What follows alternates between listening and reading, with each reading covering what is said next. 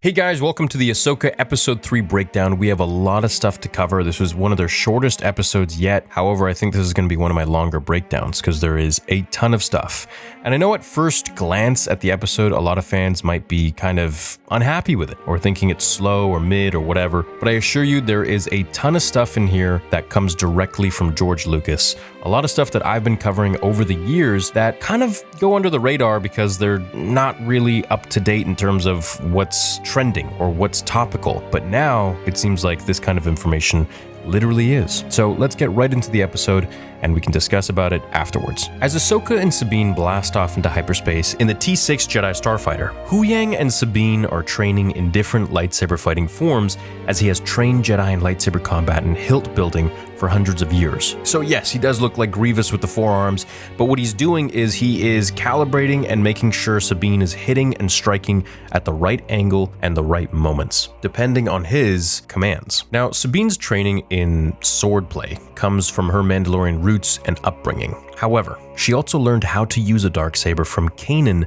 in Star Wars Rebels. Ahsoka tells her that these skills alone won't be enough to defeat their enemy. She tells Sabine to train the mind as much as she is training the body. Telling her to keep an open mind, learning to wield the Force takes a deeper commitment than training the physicalities of a fight. This is a part of the show that I know many will have a problem with, seeing as how many fans don't want Sabine to be Force sensitive, including myself. However, now that Dave has gone to this explanation, which I never thought that he would go this far into something that George mentioned outside of lore, outside of movies, sort of. I am actually really okay with it, and it makes complete sense because it's stuff that George has been talking about for decades. Okay, so what do I mean by this? Well, George Lucas established many years ago that everyone is Force sensitive. Yes, everybody. That means Watto, that means literally any character that you have seen in Star Wars who is sentient, meaning alive, is Force sensitive. Now, it's all dependent on if that person has interest to manifest and develop their abilities or not. Obviously, there are things like midichlorian differences in Force users that dictate who is more gifted and who isn't, and also who will have an easier time using the Force compared to those who won't. George Lucas has said it's like learning karate. Everyone can take a class, but it depends if you're into that sort of thing or not. I like to think that there is a unified reality to life and that it exists everywhere in the universe and that it controls things, but you can also control it. Huyang says she's a bad candidate to be a Jedi, the worst in fact. And this, of course, is because every Jedi that he has been around or helped train has been more Force sensitive than Sabine and most likely had a master from the Jedi Temple. Now, clearly, Jedi take babies who are Force sensitive and they sort of sniff them out when they're very young based on their midichlorian levels, based on their ability with the Force from a very infantile stage. So it's very untraditional why Ahsoka is training Sabine in the ways of the Force. However, she's very desperate and she wants Sabine to learn as much as she can if she is to help her find Ezra and go against these dark Jedi. Sabine puts on the helmet with the visor, and this is a callback to Luke being trained by Obi-Wan in A New Hope. The point of this is to take away one's main distraction as a Jedi, which is their vision. Funny enough, this is what went with Kanan. His vision was gone. They need to think less and feel more, as Qui-Gon would say, and this is why this method is so important and so vital in a Jedi's training. Ahsoka trains Sabine as best as she can with these exercises, but it doesn't really do much.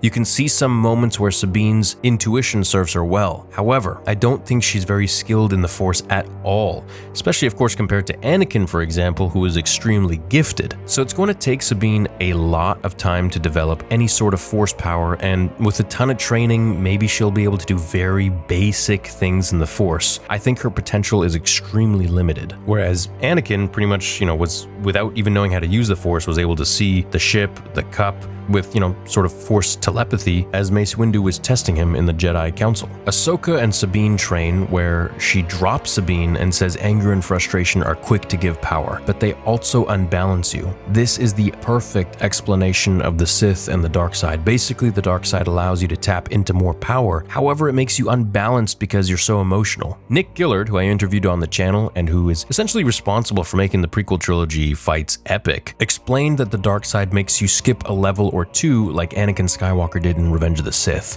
where he turned to the dark side during Order 66. But in doing so, you kind of miss a lot of fundamental things. As A-Wings fly to the Mon Cala ships, and the Mon Cala here, if you didn't know, are the same species as Admiral Akbar. They were major allies of the Republic and the New Republic. We see the planet they're orbiting, and it seems to be Coruscant. Now, A-Wing ships here are very prominent in the original trilogy, and they were created by Ralph McQuarrie in The Return of the Jedi. Now, they were originally blue, but were later changed to red because blue screen technology didn't exist at the time.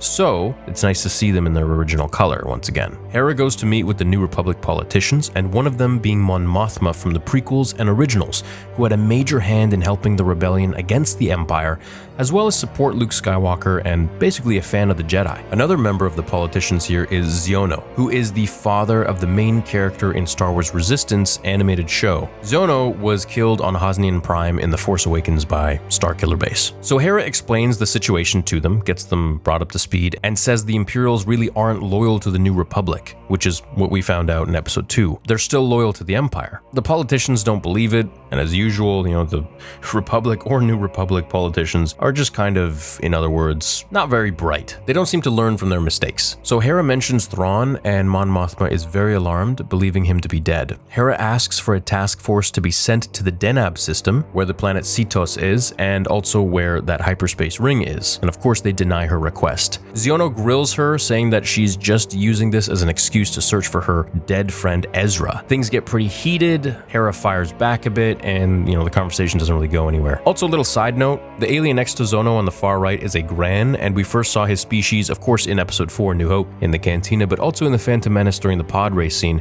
chanting in the crowd. So the politicians don't believe Thrawn is coming back, and even if they do, they don't really care. They don't see him as a threat, and that's because they don't know how dangerous he is. We then see Jacen Syndulla. This is Hera and Kanan's son. Kanan died in the Rebels animated show. He was a powerful Jedi who trained Ezra, and then taught Sabine how to swing a darksaber. Jacen wants to be a Jedi, and this kind of sets precedent for future Jedi joining Luke or maybe someone else to learn from, maybe more Jedi to join the team. I know there are a lot of Jacen Syndulla fans out there, so if you're one of them, let me know. Ahsoka and Sabine complete their daily training, and Sabine is really struggling with learning the Force. This is a huge moment in the episode because it kind of answers a lot of questions and really dives deep into what George has always sort of said about everyone having the Force and why doesn't everyone just use it. So Ahsoka explains more to us fans about how the Force is being used by people who don't technically become Jedi or Sith, if everyone has it, for example. She mentions that using the Force can't be something you do fast. Sabine says that she doesn't feel the Force, and Ahsoka says basically Yoda's line to Luke from The Empire Strikes Back and says,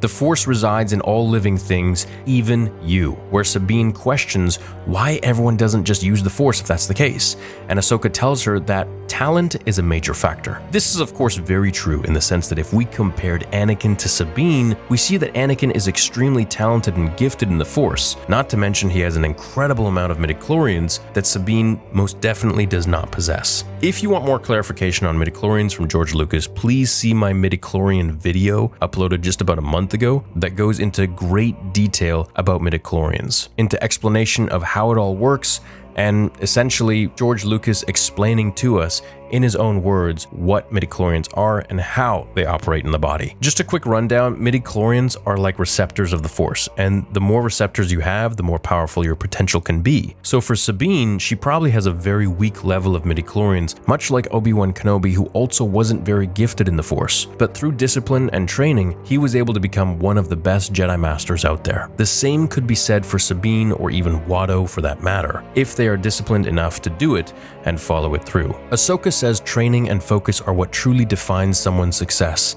Not everyone has what it takes to master the ways of the Force. Ahsoka talks to Huyang about Sabine's progress, and you can tell that Ahsoka is having a tough time, while Huyang admits to her that she never would have been chosen at the Jedi Temple, and this is because she doesn't possess enough midichlorians, or affinity to the Force, I believe, or really talent for that matter. Huyang then says there have only been very few Mandalorians who have been Jedi, and he is referring to Tar Vizsla. who was the first Mandalorian Jedi to have ever existed and to be brought into the temple. He also created the Darksaber and also connected the Jedi to Mandalorians, during a time where the two weren't always too kind to each other. When Tar died, the Darksaber was kept in the Jedi Temple and then stolen by House of Vizsla Mandalorians. Now, he was the ancestor of Pre Vizsla, who we saw fall to Darth Maul in the Clone Wars, and ancestor to Paz Vizsla, who we also saw in The Mandalorian, as well as a few others. During Rebels, Sabine's dad, Aldrich Wren, brought her to the statue to appreciate the history of the Force Mandalorian Jedi. So it seems like this is all kind of just building up to what she was originally intended for. I don't think she's going to be an extremely powerful Jedi, but I do think she's now going to have some Force sensitivity,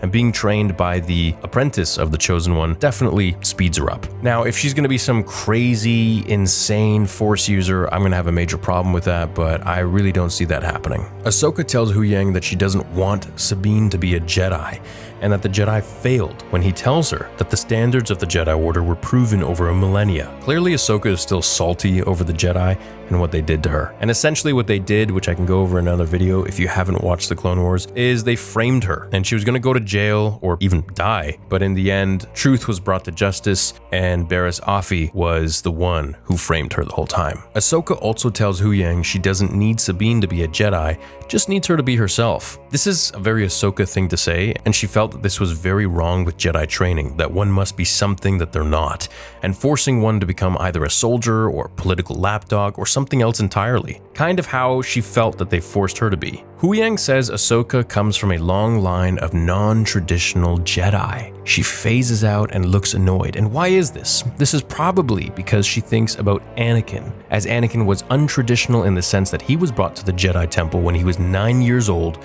full of attachments and anger and fear, not to mention impatience, much like Sabine. Sabine tries to do what every kid in the 90s and 2000s did by hoping to move a cup with the Force, saying the Force is in all of us, and this is kind of a line from Chirrut Imwe in Rogue One, who says, "I am one with the Force and the Force is with me." Everyone has the Force, as George Lucas said. This is nothing new. If you've read the lore and you've read a lot of backstory stuff, behind the scenes stuff with George Lucas, Star Wars archive stuff with Paul Duncan, then you know that George has always been talking about this kind of stuff, that everyone in the Star Wars galaxy has the Force. It just depends how much of it you tap into and how much you practice. Some people have limits, others like Anakin do not. They enter the Denab system and drop from hyperspace as their comms are cut. The T6 Jedi starfighter comes out of hyperspace, and Sabine asks why they're dropping out so far from the planet.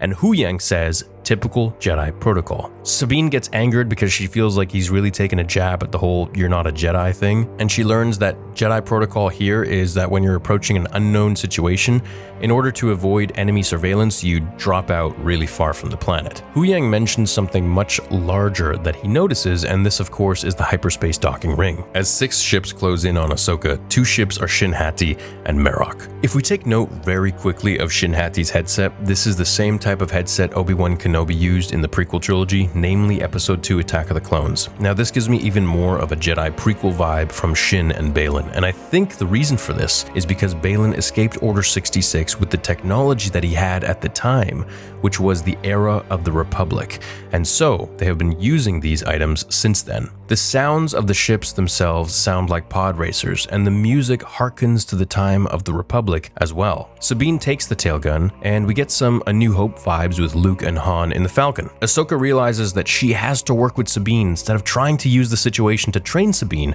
which is something that Jedi do all the time, and that's what makes Ahsoka Ahsoka. Sabine blasts a few of them, and we near the hyperspace ring as they work together, this time on Sabine's commands as she has the gun. Elsbeth shoots down the T6 Jedi starfighter while Shin orders Marok to form up on her wing and wait for her signal. He says, "As you wish," in a very robotic voice, kind of like Vader.